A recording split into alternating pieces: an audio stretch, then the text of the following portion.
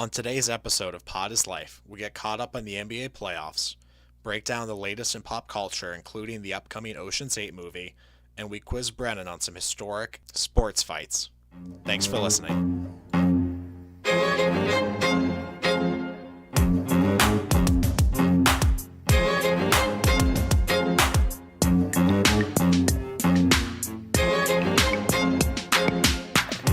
Love it, though. Okay, I love let's it. go. Let's go.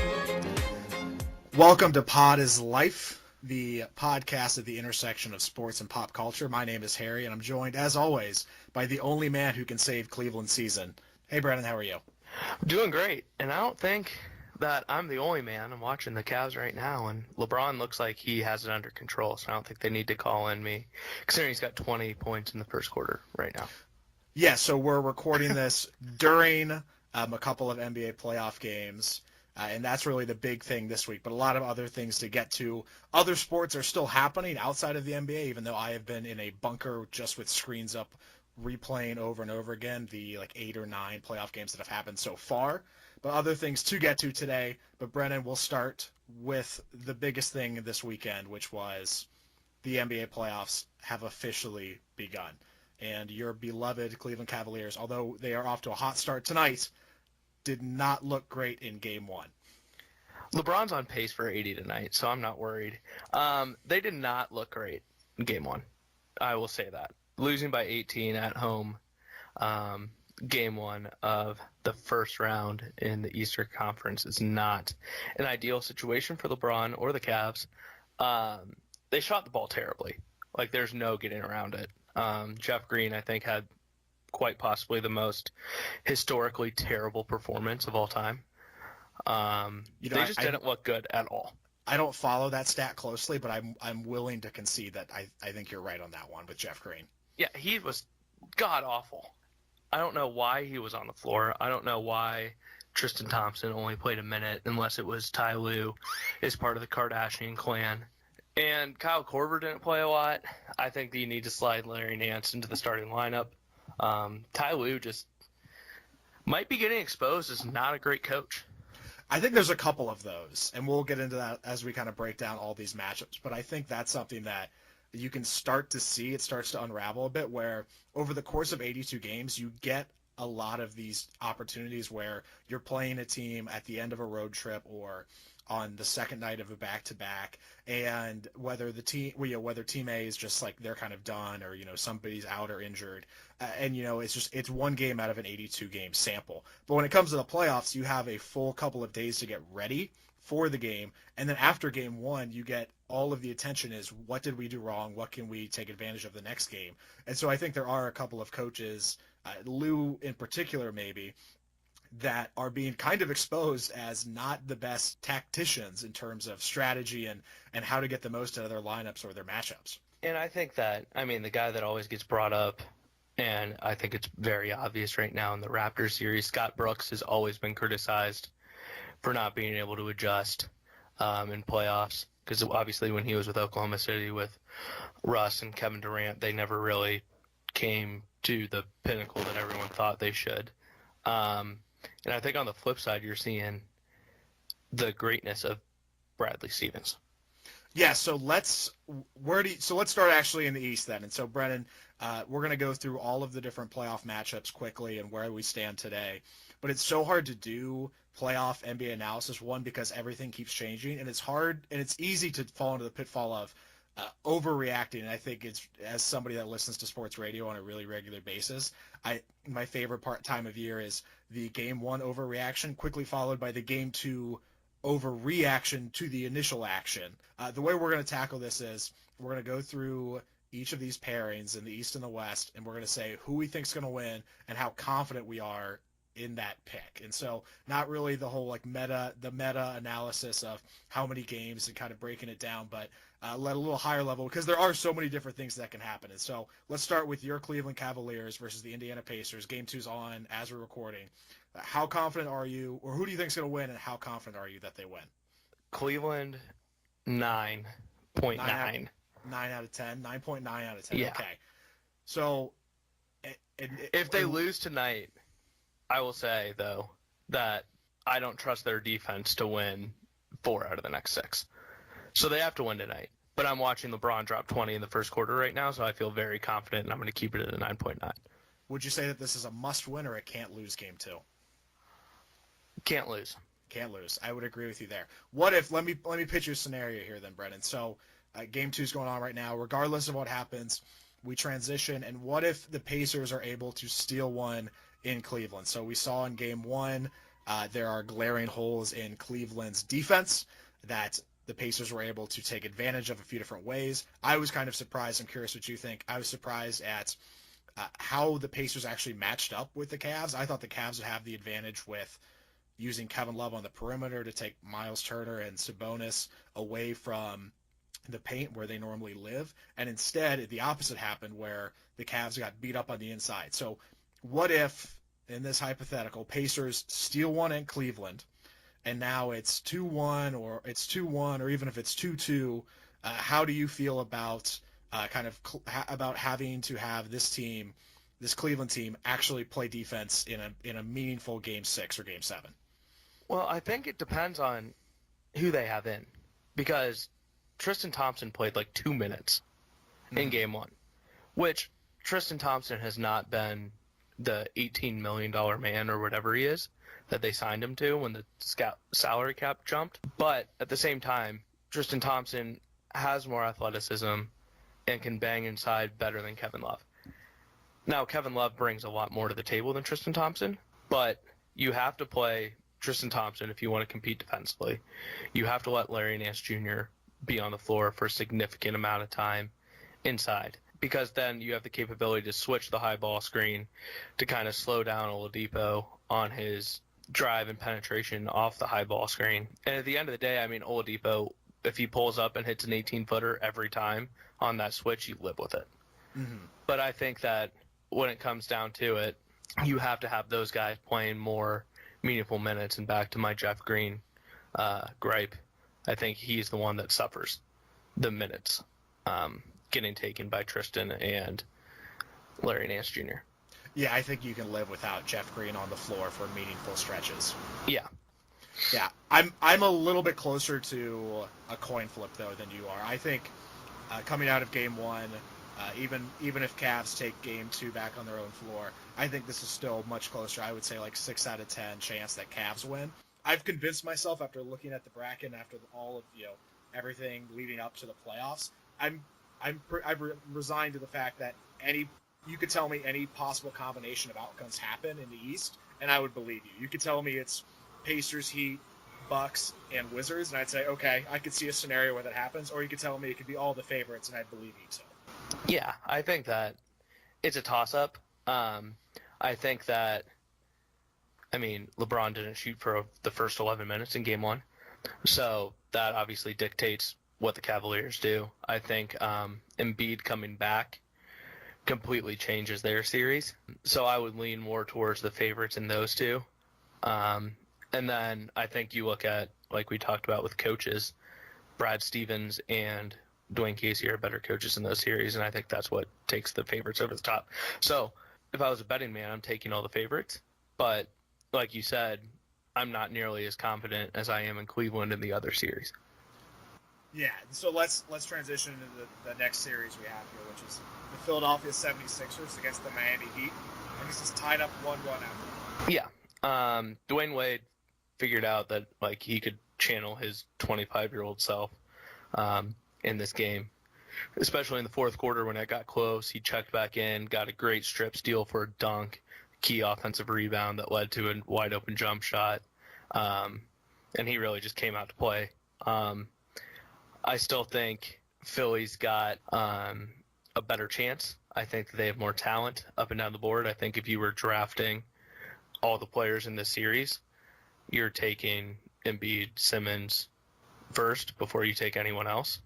But the thing that scared me, and I think why Embiid would be so important during this series, is late in the game, the 76ers had really, really bad possessions. Yeah. Quick threes by Redick, off-balance threes that just seemed forced too early in the shot clock. They didn't run a lot of action to get it. It seemed like they kind of panicked, which might have shown their youth. I mean, Brett Brown's been great, but Spoelstra's been here before. So I think he made adjustments in that game that Philly wasn't ready for. Yeah, and my 2 cents on that is I think that's something that, not our rookie of the year, Ben Simmons, kind of slipped under the radar. But when when you are kind of your team's best player, which he is right now with the absence of Embiid, you're kind of expected to be the shot creator. And just the way his game is, he doesn't have a confident jump shot. He has zero jump shot. Yeah, I heard from the 3-point line. He went 0 for 11 this year from downtown. He's literally shooting 0% from three. And so when it comes late into possessions and and it's a close game with the Heat, and the fact that you don't have a player that can create off the dribble, you're looking at their lineups and there's no one that really can you can guarantee like a LeBron or Durant, you can guarantee a basket, and obviously that's a dime a dozen across the league, but that gets you in a really tough situation, especially that compounded with the fact that it seems like in game 2 Miami figured out, hey, we're just going to give Simmons like 5 feet. And basically say, hey, if you want to drive, great, we'll close and we'll play you at the rim, but we are not going to let you, beat us off the bounce initially. And it seemed like you said, Spoelstra had just a couple of those different tweaks. Miami was playing much closer to the rim. They were closer to guarding some of those 3-point specialists for the Philadelphia 76ers. So this series transitions back to the Heat. I think the 76ers are still favored here. Still have I would say, like a 7 out of 10 chance to advance. The only thing Miami has going for them is actually, I think, if Embiid does come back, they get to utilize Hassan Whiteside more and try to actually get him incorporated in their offense, since he is their max contract player. Yeah, I agree with that. I just think that, Embiid has the chance to be a Hall of Famer, like first ballot, no doubt. Mm-hmm. Just his footwork, his physicality, just his ability to stretch the floor. And that's something Whiteside can't do. So I think even if that does allow them to utilize Whiteside more, Embiid wouldn't that match up in my mind. Getting Embiid back, I think, if Embiid plays games 3 through whatever, I'm at a 7 like you, that, barring any just complete implosion of not knowing how to run offense, the 76ers come out of that. And so then the next series we have on the docket is the Celtics and the Bucks. And so we've kind of talked about this a little bit already. But the Celtics are having a 2-0 series lead. Series is now transitioning back to Milwaukee. And this has just shown that you can give Brad Stevens the change in your pocket, and he will manufacture 100 offensive points somewhere. And no better showing than the fact that Terry Rozier looks like an all-star in this offense. And so, Brennan, how confident are you? And I'm assuming the Celtics to continue on and win this series. I'm about the same as I am with Cleveland, like an 8 or a 9. Mm-hmm. Terry Rozier has been balling. Yeah. Louisville Cardinal. Is he a system player? Yeah, I think he just – with Kyrie there and Marcus Smart, which Marcus Smart is not an offensive creator, mm-hmm. but needs to be on the floor with what he brings defensively. I think he just didn't really get a chance, to really showcase what he's doing, because it was rumored that the Cavs wanted Terry Rozier thrown in the Kyrie trade. Yeah. So I think that, looking at the Cavs point guard situation right now, and obviously, hindsight's 2020 or whatever, Terry Rozier would have been the player in that trade with how everything shook out. Yeah, and that trade in hindsight is just bizarre, and there's so many ripples from it. My real takeaway from this series is just the fact that Milwaukee's team is just cloned copies of the lankiest human beings you can imagine, all on one roster, which in theory sounds great, but it just comes down to it. And Brad Stevens looks at their roster and goes, "That's great. Our biggest player has 50 pounds than your biggest player." And so they just decided to run their offense through Greg Monroe, Baines, and Horford, and take the shot blocking away from the rim. And really, Stevens I don't think it'll be a sweep. It'll probably end up being like a gentleman's sweep. But Stevens here, just showing Joe Prunty, coaching 101. Yeah, and I think, I've said it before, I think Brad Stevens is the best coach in the NBA right now. But if you watch their games, you can almost attribute 10 to 12 points per game to Brad Stevens from after timeouts, at least coming out of quarters, where they run a set after timeouts, coming out of quarters, end of quarters, and they get whatever they want. So he's, if it's a 15-point win, those 6 possessions that he draws up a play that they get a bucket is the difference in the game. So the next matchup we have is the Washington Wizards and the Toronto Raptors. Brennan, do you give the Wizards any chance to come back in this series? They're down 2-0 headed back to Washington. 0 chance, and would not be shocked if there was a blockbuster trade this summer. I completely agree with you. I'd say as close to 0 as you can physically get without hitting 0. It seems like if you've rewound about 2 years, the idea of pairing John Wall with Bradley Beal was going to be the answer and the second coming and a reckoning in the East. And then we fast forward and you realize that you need 3 players, not 2, to make a run at any of these things. If you can have 2 top 10 players, but if you're not going to have that, you need to have 3 top 20 players, how the math works out. And it just seems that this is not the team that's going to get over the hump in the East. And so I agree. I think we see at least Wall move, if not more. Yeah, I think Wall moves. And they won't probably trade him within the conference. But if I'm Cleveland, I'm calling, offering whatever I can, including that Nets pick, to see what could happen. And so that's the East. As we said, recording this during the Cavs game. Cavs now only down to a 7-point lead. Brennan, are you concerned now? No. Okay. Because LeBron's going to score right there. Just checking. So then we'll transition to the West quickly, where we'll start off with the Utah Jazz and the Oklahoma City Thunder, the 4-5 matchup. Rookie of the year. With our Rookie of the Year, Donovan Mitchell. And the real question mark here is Donovan Mitchell, because he had his ankle stepped on during Game 1. He tried to come back in the game. Clearly was still laboring with it a little bit. He is reported that he's going to start, not only play, but start in Game 2. Brennan, how are we feeling about this series? Who are you confident in, or how confident are you when someone pulls this out? Watching self-proclaimed playoff P, Paul George, was awesome. And if he does that, it seems it's one of those series, like I said, about Philadelphia and Miami. You're taking Russell Westbrook and Paul George in any talent draft possible in this series. Now, our Rookie of the Year will have a great series. I think that they could, and him, combined with Gobert being probably Defensive Player of the Year, and Quinn Snyder, will probably attribute to 2 games. So I would say Oklahoma City probably wins in 6. And I'm giving that a 6 out of 10. Yeah, I'm right there with you. I think this series is a literal coin flip. I really don't know which way to go, because I can see both of these scenarios playing out where the Jazz just aren't able to manufacture enough offense to keep up with the Thunder. You saw this in Game 1 where when Mitchell was off the floor, the Jazz did not know where to go with the basketball. And when Mitchell's on the floor, he has full reign and really can do no wrong offensively. But you'd think that Oklahoma City Thunder is going to adjust to that later in the series. On the flip side, you saw stretches where the Thunder clearly have the more talented roster and the more talented offensive players on the floor, and yet we still see Russell Westbrook throwing up really bad shots and turnovers and not playing well. And so I could really see this going either way, and so I'm curious to see how Game 2 and 3 go. Yeah, I 100% agree. It's a toss-up per se. I'm giving a little bit more favor to the Thunder, but we'll see. Going on to maybe the biggest surprise in all of the playoffs, the Pelicans being up 2-0 on the Blazers. And the biggest story here is that where is Damian Lillard and CJ McCollum? So the 2 stars for the Portland Trailblazers both scored under 20 in Game 1. Neither of them had great Game 2s.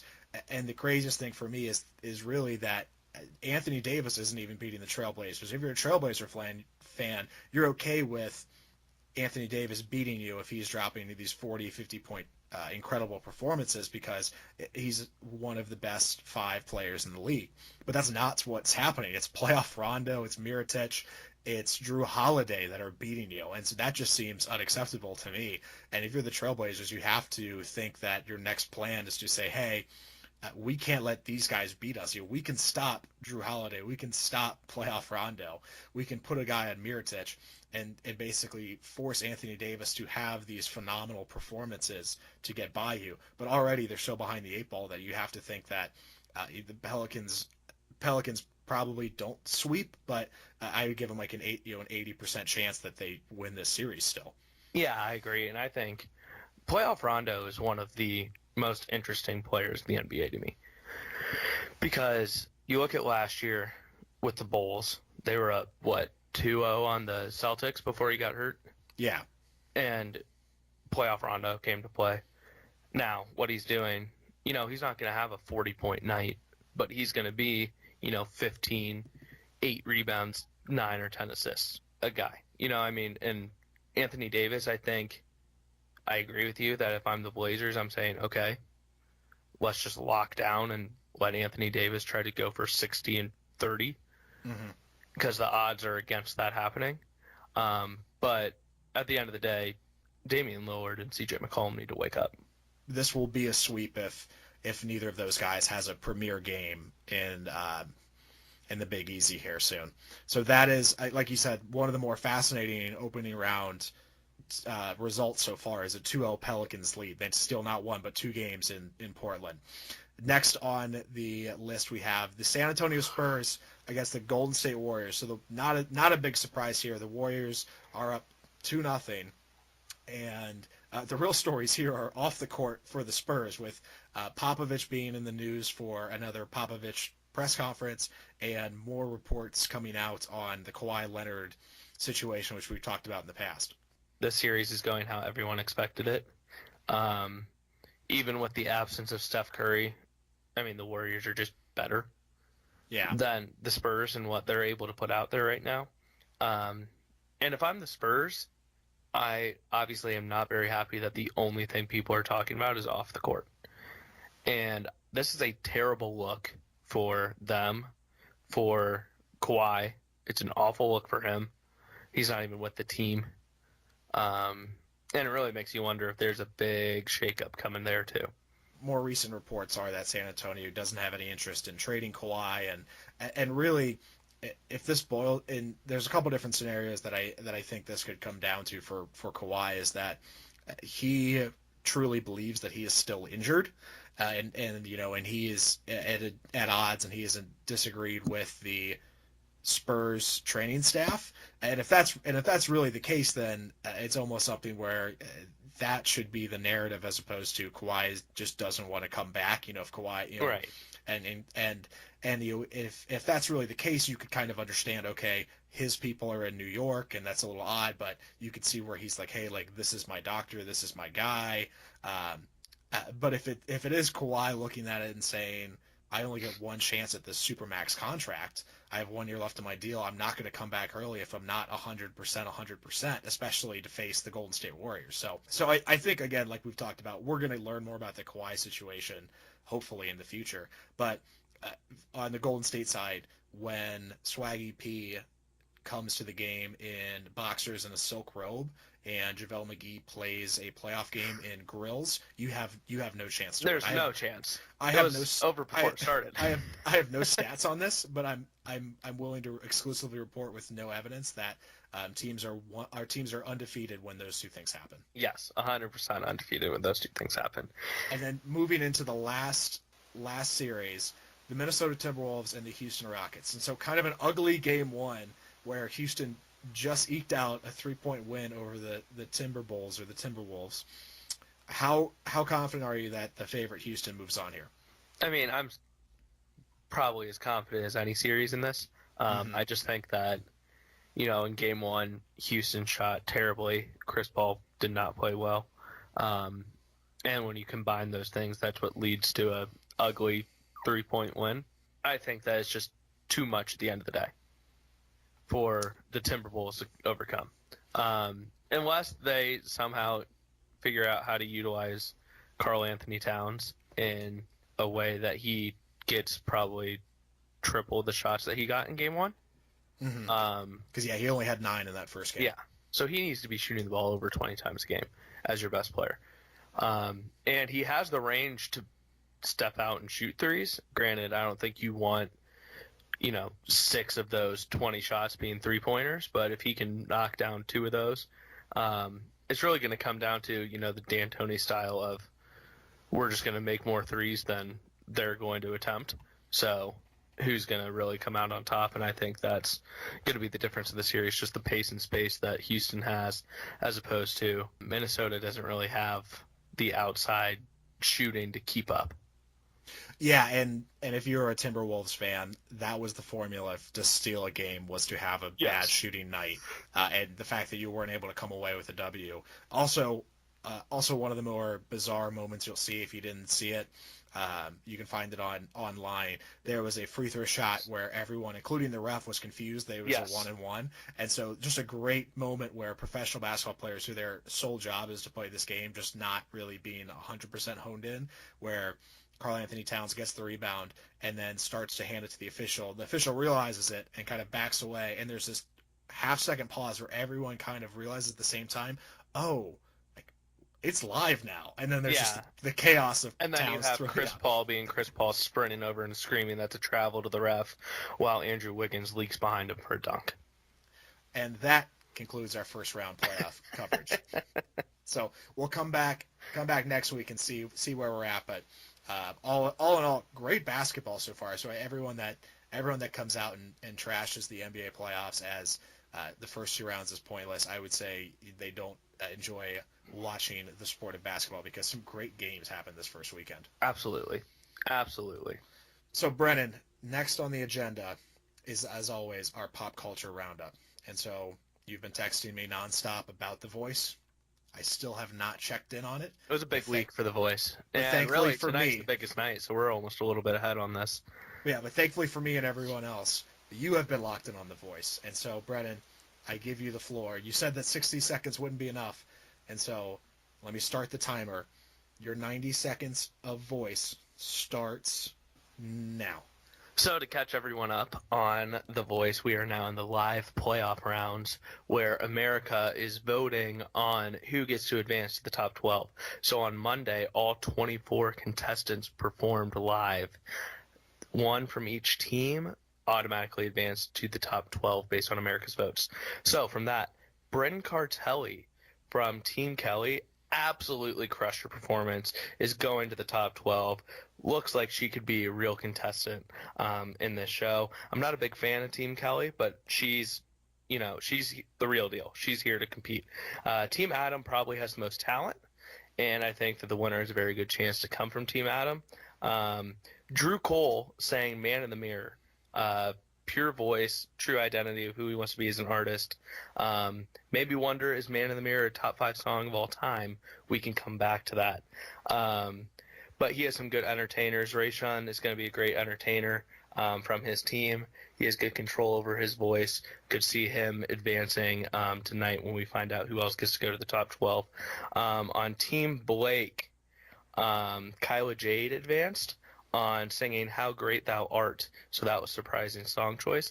But the way she sounded, it sounded like she would have been Whoopi Goldberg's favorite student in Sister Act 2. So I wasn't that surprised on the fact that she advanced. The most surprising thing, I think, from that was someone tried to take on 30 seconds. Someone tried to take on Finesse by Bruno Mars. So you just can't sing a Bruno song in a live singing competition. It's just not going to work. Team Alicia.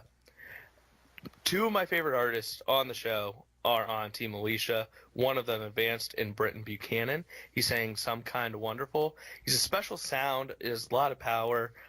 He kind of looks and sounds like he was born in the 50s and just placed in our decade. It's pretty awesome. So he's one of my favorites to win. Oh, and Brennan, time is up. And this is right before I got to my favorite person on The Voice, Jackie Foster. She's a badass. She's a rocker. She's a lot of power in her voice. She does stuff that you don't really understand how she's able to do it. If she doesn't advance to the top 12, we're not doing 60-second voice updates anymore because I will be boycotting the show.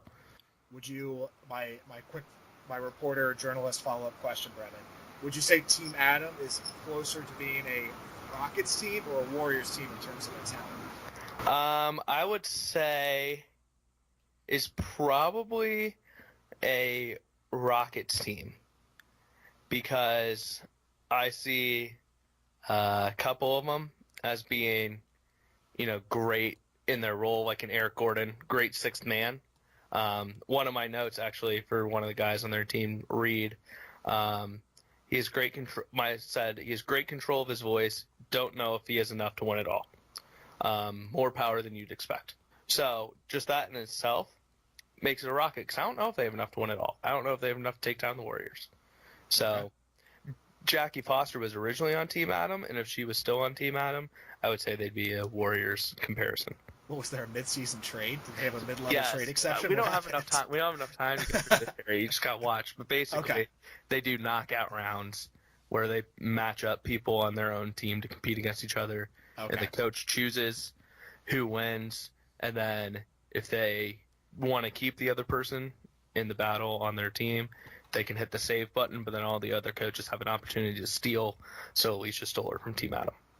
So you mentioned Finesse, which is a song that Cardi B actually appears on, and is our next topic of conversation. So Cardi B's first album, Invasion of Privacy, drops this week, and I will be completely honest, I thought that Cardi B was going to be a flash in the pan. So if I was a Vegas bookmaker, I would have put it as a heavy plus 850 favorite that Cardi B would come and go, and then I was pleasantly surprised, however, when Invasion of Privacy drops this past week, and the album is awesome. It is all over the top charts, and pretty much confirmed that Cardi B will be here for the foreseeable future. Yeah, I don't think she's going anywhere. She has an interesting personality, I would say.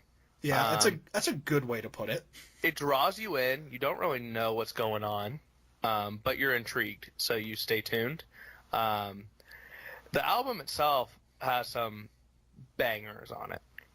Like, these are going to be the songs that every college girls are playing at their pre-games, getting ready to go to the bars, and it's just, I mean, that's what it is. It's kind of a girl anthem album, in my opinion, because there's some lines that you just don't hear from male artists in it.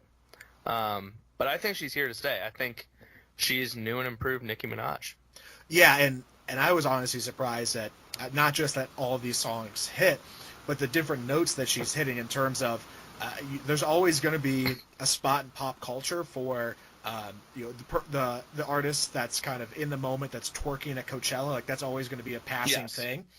There's not, what you don't see all the time is somebody that has the collaboration with Chance the Rapper that hits on those notes, and then has a more traditional hip hop song and kind of a Latin-y pop song, and just hits all of them on the spot. And that was why I was listening to it and going, oh, is this still the same album? And it wasn't her appearing on somebody else. It was that she really went from A to B all over the place on this. It's far too early to say this, but kind of the female hip hop version of Drake, where Drake just kind of goes from one spot to another on his albums, but they are always hits, which is kind of what I see her potentially turning into.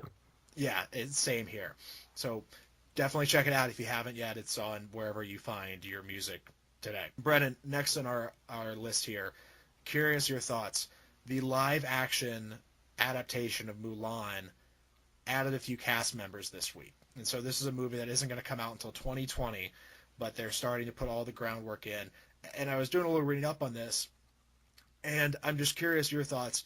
Mulan seemed like we kind of tied it in a bow, and then we made two more animated movies afterwards. Mulan 2 is criminally underrated, but that's another story for another podcast. Never seen it. And you really don't have to. But if you come across it, it's okay.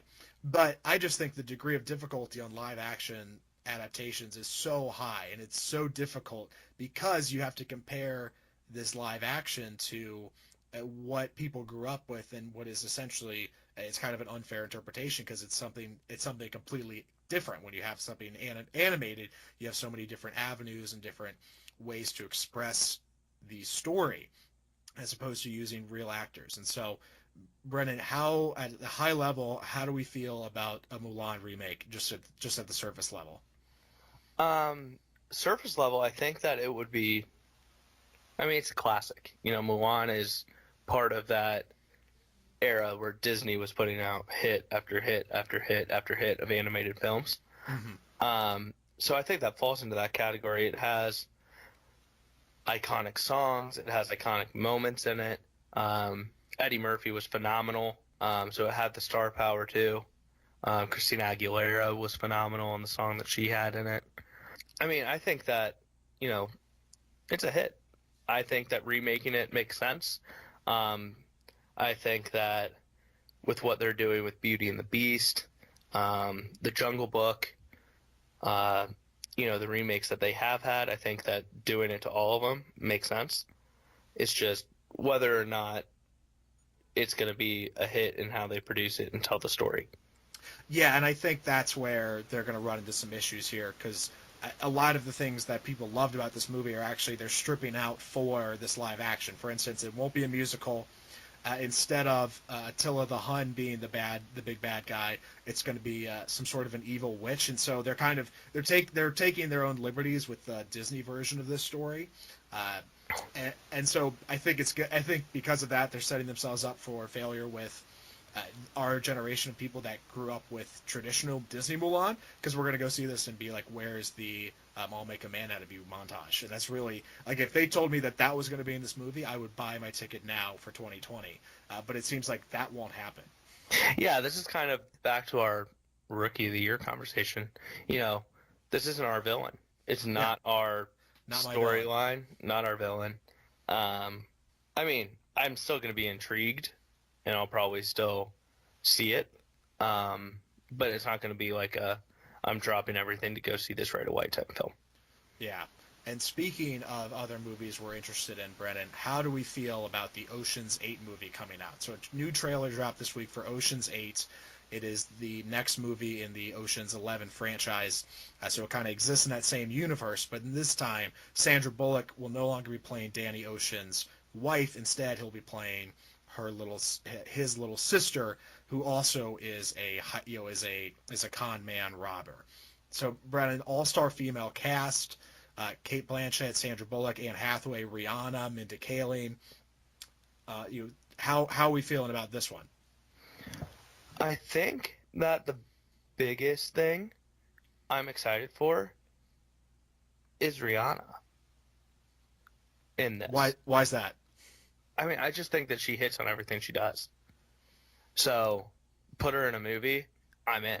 Because she has that, badass vibe that falls into what Ocean's 8 is. She would be someone I would want in my group if I'm performing a heist. Oh, I like that game. We'll get back to that game, but no, I agree with you. And Rihanna is batting 1,000 in the music world and has a lot of other projects going on. But I think she actually needs this movie. Her other ventures into TV and movies, the big screens, were Battleship, which was I don't know, obviously keep cashing them checks. So I don't know who had to convince her that doing a movie that was based off of a board game was a good idea. But I think this is right up her alley because it's all-star female cast. She is the tech person in the group, and so those people always have a few good scenes of work kind of built into the identity of a heist movie where either it's something goes wrong with technology or they're kind of they're a pivotal person in the heist, and so she's automatically baked into the plot. But I agree. I think I'll be honest. I didn't see Battleship. Me either. And I think that's the point is she could have been great in it, but no one's really was dying to see that movie. I think people are actually going to be really excited about this, and so we can see Rihanna kind of thrive in this light too. Yeah, and I think that she'll have a lot of parts in this movie, which, I mean, obviously in a heist, there's kind of three main components, which is the plan of it, the execution of it, and then the escape plan.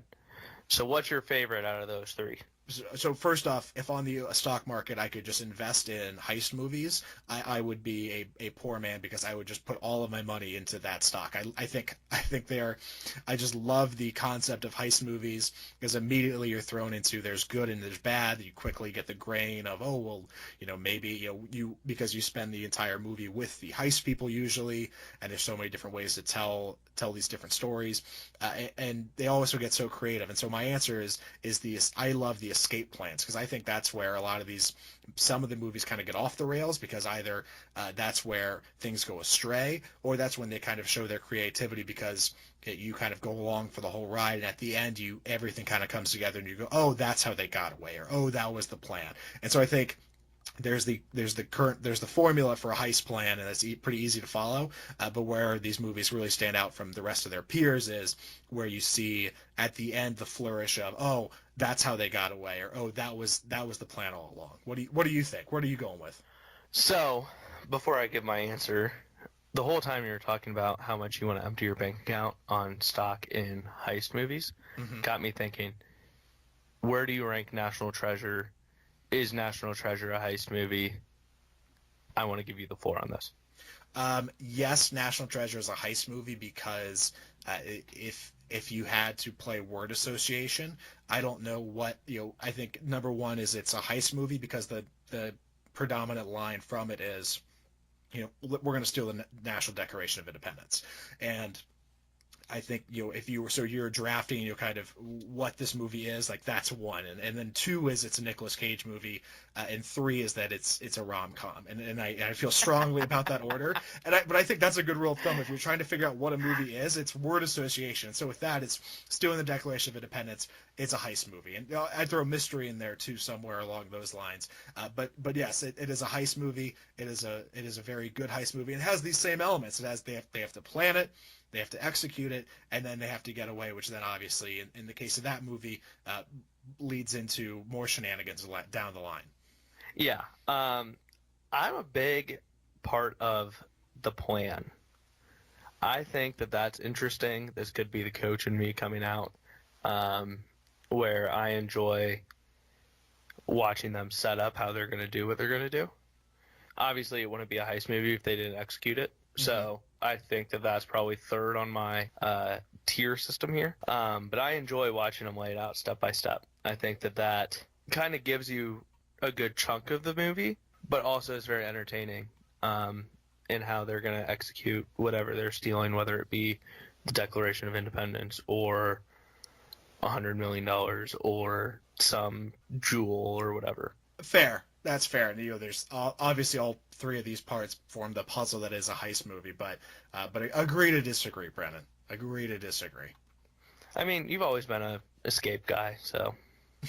Yes, that's it almost was my Twitter handle, but it was taken already. All right, so hit me up here on this game that you want to play. Yes, and so if you're just joining us, thank you for tuning in. Brennan is headed back to school. And Brennan, we're really excited about that. Education's important. It's empowering. But you've been out of school for a bit now, and so we want to help you ease back into this with a game. And so, Brennan, this week's game we're calling Tic-Tac-Foe, because the baseball season has just started, and it's been highlighted by some fights, which is kind of surprising for a sport where you normally see just one-on-one, but we've gotten two big benches-clearing brawls between the Rockies and the Padres, and more notably between the Red Sox and the Yankees. And so in today's game, Brennan, I'm going to give you two pieces of a historic fight and ask you for the third and final piece to put the puzzle together. Are you ready, Brennan? I am. Okay, Brennan. NFL cornerback Aqib Talib had not one but two fights with Oakland Raiders Michael Crabtree. What started both fights? Now that I don't know, but I do know. Well, actually, this might be what started it. I'm just thinking that might have been part of the scuffle, but Talib snatching the chain of Michael Crabtree. Correct. And so this is the sports documentary that needs to be made in my day. But one of the biggest 30 for 30s out there. If you're Michael Crabtree, if you're Aqib Talib, like, what is it specifically? Like, how, I really need someone to lay out for me how disrespectful this is to snatch somebody's chain off of them, not once but twice. Okay, Brennan. I mean, that could be a heist movie of its own. Yeah. If we've got some free time later, we could figure that out. And so Brennan, one for one. Let's move on to number two. Are you ready? Yes. The crosstown rivalry between the Xavier Musketeers and Cincinnati Bearcats was forced to take a multi-year break following a fight that broke out at the end of their 2011 matchup. What caused this benches-clearing brawl? What multiple choice answer for this one, Brennan? Thank you. Was it A, Xavier guard 2 Holloway trash-talking UC's bench after making a late-game layup? Was it B, a UC and Xavier guard getting into each other's face? Or was it C, UC center Yancey Gates threw a ball at the back of Two Holiday's head? I'm going to go B. B, two guards getting into each Yes. other's face? It's actually incorrect. It was D, all of the above. See, that's weird. You didn't give me that option. Hey, But see how you got to be ready for it. iconic moment of that brawl. Oh, it's when Kenny Freese was crawling away with a bloody face. 7'2" dude. Yes. And then didn't he get up and pump up the crowd with blood just spewing from his mouth? Yeah, it was an odd look when the largest man on the floor was crawling away, just covered in blood, and then afterwards decided to celebrate. It was strange, but I mean, Brennan, strange turn of events, but I'm not gonna, if that's your moment, go for it.